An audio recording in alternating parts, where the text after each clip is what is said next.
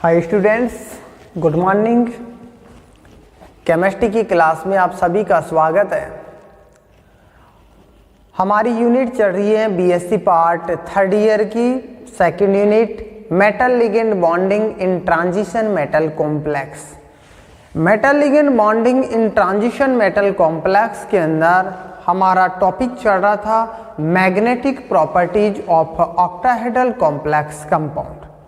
और magnetic properties of octahedral complex compound के अंदर हमने चर्चा की थी D1 इलेक्ट्रॉनिक कॉन्फ़िगरेशन की, D2 इलेक्ट्रॉनिक कॉन्फ़िगरेशन की, D3 इलेक्ट्रॉनिक कॉन्फ़िगरेशन की। उसके बाद में हमने बात की थी D4, D5 और D6 इलेक्ट्रॉनिक कॉन्फ़िगरेशन की स्ट्रॉन्ग लिगेंड फील्ड के लिए और वीक लिगेंड फील्ड दोनों के लिए हमने बात की थी कि इसकी स्ट्रॉन्ग लिगेंड फील्ड के लिए मैग्नेटिक प्रॉपर्टी क्या होती है, इसका म्यू की वैल्यू क्या होती है, चुंबकीय आघूर्ण की वैल्यू क्या होती है, और वीक लिगेंड फील्ड के अंदर इसकी मैग्नेटिक प्रॉपर्टीज क्या होती है। तो इसके बारे में हम देख चुके थे। आज हम बात करेंगे magnetic properties of octahedral complex compound के अंदर D7, D8, D9 और D10 इलेक्ट्रॉनिक कॉन्फ़िगरेशन होता है, उसके लिए मैग्नेटिक प्रॉपर्टीज क्या क्या होती है, इसके बारे में आज हम डिस्कस करेंगे। टॉपिक चलेगा हमारा magnetic properties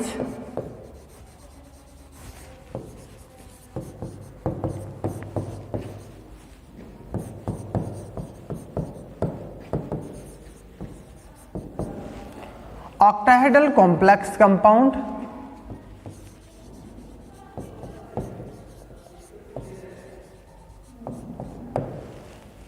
magnetic properties of octahedral complex compound, और इसके अंदर हम आज चर्चा करेंगे यहाँ पर वीक लिगेंड फील्ड और स्ट्रॉन्ग लिगेंड फील्ड के लिए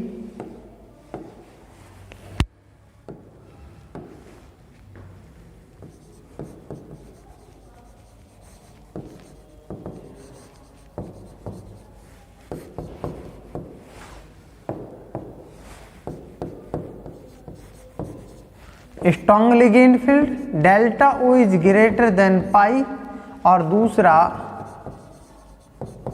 week ligand field delta O is less than pi. ठीक है, तो इसके बारे में हम देखेंगे। अब देखो, इसके अंदर हम बात करें, एग्जाम्पल चलेगा D7 electronic configuration. D7 electronic configuration के लिए यदि हम बात करें तो ये 5 ऑर्बिटल्स ऑक्टाहेड्रल कॉम्प्लेक्स कंपाउंड के अंदर T2G की एनर्जी कम होती है, जिसके अंदर 3 ऑर्बिटल होते हैं, और Eg की एनर्जी ज़्यादा होती है, जिसके अंदर 2 ऑर्बिटल होते हैं। ठीक है, D7 इलेक्ट्रॉनिक कॉन्फ़िगरेशन है, तो इसके अंदर यदि हम इलेक्ट्रॉन्स भरते हैं तो देखो ये 7 इलेक्ट्रॉन इस प्रकार से पाए जाएंगे। आने वाले जो इलेक्ट्रॉन्स होते हैं स्ट्रॉन्ग लिगेंड फील्ड के अंदर पहले T2G के अंदर आते हैं। जब T2G फुलफिल्ड हो जाता है तो इलेक्ट्रॉन Eg के अंदर जाते हैं। तो यहाँ पर जो इलेक्ट्रॉन्स होते हैं वो T2G के अंदर आएंगे। देखो, पहले इलेक्ट्रॉन T2G के अंदर आएंगे। यहाँ तक 6 इलेक्ट्रॉन आ चुके हैं। अब एक इलेक्ट्रॉन कहाँ पर जाएगा? Eg के अंदर जाएगा। ठीक है, इसकी जो मैग्नेटिक प्रॉपर्टीज की बात करते हैं तो एक अयुग्मित इलेक्ट्रॉन पाया जाता है, इसलिए यह पैरामैग्नेटिक नेचर का होता है।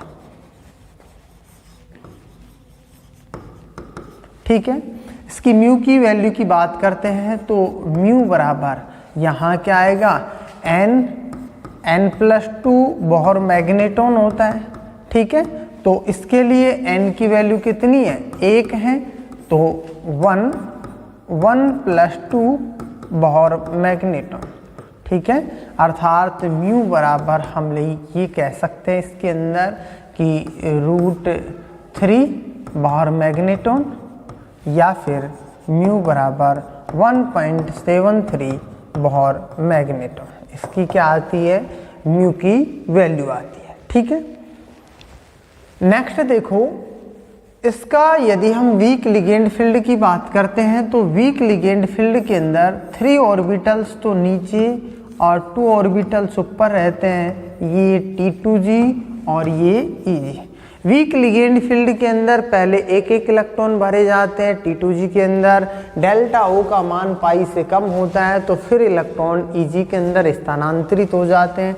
यहाँ पर जो 7 इलेक्ट्रॉन हैं वो इस प्रकार से पाए जाते हैं, 3 इलेक्ट्रॉन यहाँ, फिर 2 इलेक्ट्रॉन यहाँ, उसके बाद में फिर से 2 इलेक्ट्रॉन यहाँ होते हैं। ठीक है, अर्थात इसकी जो मैग्नेटिक प्रॉपर्टीज की बात करते हैं तो इसके अंदर भी अयुग्मित इलेक्ट्रॉन्स पाए जाते हैं, इसलिए यह भी क्या होता है, para magnetic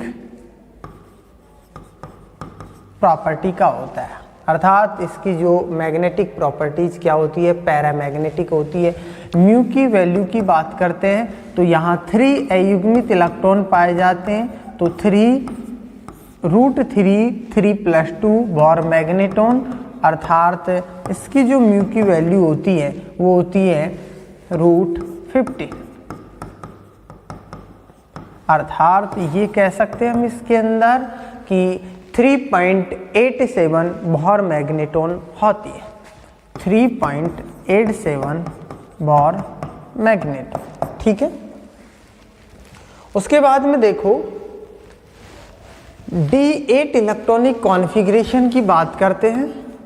D8 electronic configuration, तो D8 इलेक्ट्रॉनिक कॉन्फ़िगरेशन के लिए चाहे वीक लिगेंड फील्ड हो चाहे फिर स्ट्रॉन्ग लिगेंड फील्ड हो, उसके लिए जो मैग्नेटिक प्रॉपर्टीज और इसकी जो चुंबकीय आघूर्ण का जो मान आता है, ठीक है, या डायमैग्नेटिक प्रॉपर्टी का होता है मॉलिक्यूल या फिर पैरामैग्नेटिक प्रॉपर्टी का होता है, तो इसका मान और इसके जो चुंबकीय आघूर्ण का जो मान आता है दोनों के लिए समान रहता है। ठीक है, चाहे वो क्या हो, स्ट्रॉन्ग लिगेंड फील्ड हो या फिर वीक लिगेंड फील्ड हो। ठीक है, तो इसके लिए देखो D8 इलेक्ट्रॉनिक कॉन्फ़िगरेशन की बात करते हैं तो D8 इलेक्ट्रॉनिक कॉन्फ़िगरेशन के लिए इस प्रकार से ये ऑर्बिटल्स पाए जाते हैं, ये 3 ऑर्बिटल, ये 2 ऑर्बिटल, ये T2G और ये EG। ठीक है, यहाँ पर जो इलेक्ट्रॉन्स होते हैं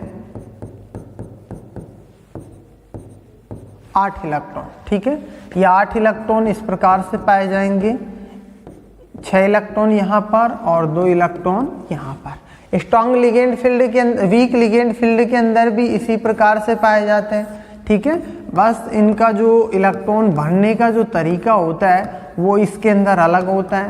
इसके अंदर पहले हम एक एक इलेक्ट्रॉन भरेंगे यहाँ पर, ठीक है, T2G के अंदर, फिर EG के अंदर एक एक इलेक्ट्रॉन और फिर से T2G के अंदर। ठीक है, इसके अंदर यदि हम बात करें दोनों के अंदर जो मैग्नेटिक प्रॉपर्टीज होती है वो यहाँ पर अयुग्मित इलेक्ट्रॉन पाए जाते हैं, इसलिए ये क्या होती है, पैरामैग्नेटिक होती है। पैरामैग्नेटिक, दोनों के अंदर अयुग्मित इलेक्ट्रॉन 2-2 पाए जाते हैं, इसलिए इसकी जो म्यू की वैल्यू होती है वो दोनों के लिए समान रहती है, 2 × 2 + 2 बॉर मैग्नेटॉन, अर्थात ये कह सकते हैं हम √8 बॉर मैग्नेटॉन। अर्थात म्यू बराबर हम कह सकते हैं 2.83 बॉर मैग्नेटॉन, दोनों के लिए समान रहती है, स्ट्रॉन्ग लिगेंड फील्ड के लिए भी और वीक लिगेंड फील्ड के लिए। नेक्स्ट एग्जाम्पल की बात करते हैं, D9 electronic configuration. D9 electronic configuration के लिए देखो ये ऑर्बिटल्स होते हैं, इस प्रकार से ये ऑर्बिटल्स पाए जाते हैं, 3 ऑर्बिटल T2G के अंदर और 2 ऑर्बिटल EG के अंदर होते हैं। ठीक है, ये 9 इलेक्ट्रॉन इस प्रकार से पाए जाएंगे, 9 इलेक्ट्रॉन। पहले इलेक्ट्रॉन T2G के अंदर आएंगे 6 इलेक्ट्रॉन, उसके बाद में 3 इलेक्ट्रॉन EG के अंदर आते हैं। ठीक इसी प्रकार वीक लिगेंड फील्ड के अंदर भी ऐसे ही इलेक्ट्रॉन्स पाए जाते हैं। ठीक है, ये EG और ये क्या है, T2G। इसके अंदर जो 9 इलेक्ट्रॉन्स होते हैं वो पहले एक एक इलेक्ट्रॉन इस प्रकार से T2G के अंदर, फिर Eg के अंदर, और फिर से T2G के अंदर, और फिर से Eg के अंदर इलेक्ट्रॉन्स आते हैं। अब इसके अंदर भी अयुग्मित इलेक्ट्रॉन, एक एक अयुग्मित इलेक्ट्रॉन पाया जा रहा है, इसलिए इन दोनों की जो मैग्नेटिक प्रॉपर्टीज होती है वो पैरामैग्नेटिक होती है, ठीक है। और इसके लिए जो म्यू की वैल्यू होती है वो म्यू की वैल्यू होती है 1 + 2 बार मैग्नेटॉन, अर्थात म्यू √3, या फिर ये कह सकते हैं म्यू बराबर 1.73 बार मैग्नेटॉन, ठीक है। नेक्स्ट हम बात करेंगे, next example D10 electronic configuration. D10 electronic configuration के लिए जो ऑर्बिटल्स, इसके अंदर वीक लिगेंड फील्ड और स्ट्रॉन्ग लिगेंड फील्ड की बात करते हैं तो T2G और ये क्या है Eg, इनके अंदर जो इलेक्ट्रॉन्स पाए जाते हैं वीक लिगेंड फील्ड और स्ट्रॉन्ग लिगेंड फील्ड दोनों के अंदर जो T2G और Eg के अंदर जो इलेक्ट्रॉन्स पाए जाएंगे वो फुल फील्ड होते हैं। इस प्रकार से हम 10 इलेक्ट्रॉन को इस प्रकार से भरते हैं हम, ठीक है। पहले इसके अंदर T2G के अंदर 6 इलेक्ट्रॉन आएंगे और 4 इलेक्ट्रॉन फिर किसके अंदर आएंगे, Eg के अंदर। ठीक इसी प्रकार इसके अंदर भी हम इस प्रकार से इलेक्ट्रॉन्स को भरते हैं, ये 5 इलेक्ट्रॉन, उसके बाद में 6, 7, 8 इलेक्ट्रॉन और 9 ये 10 इलेक्ट्रॉन। देखो इसके अंदर जो D10 इलेक्ट्रॉनिक कॉन्फ़िगरेशन के अंदर स्ट्रॉन्ग लिगेंड फील्ड और वीक लिगेंड फील्ड दोनों के अंदर यहाँ युग्मित इलेक्ट्रॉन्स पाए जाते हैं। सभी जो ऑर्बिटल्स होते हैं फुल फील्ड होते हैं, इसलिए इसकी जो मैग्नेटिक प्रॉपर्टीज होती है वो होती है डायामैग्नेटिक।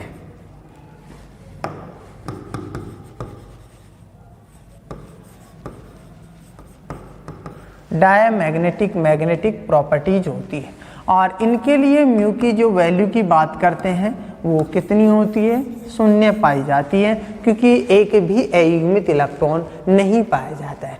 ये हमने बात की है आज यहाँ D7 से और D10 इलेक्ट्रॉनिक कॉन्फ़िगरेशन के लिए मैग्नेटिक प्रॉपर्टीज की बात की है ऑक्टाहेड्रल कॉम्प्लेक्स कंपाउंड के अंदर, ठीक है।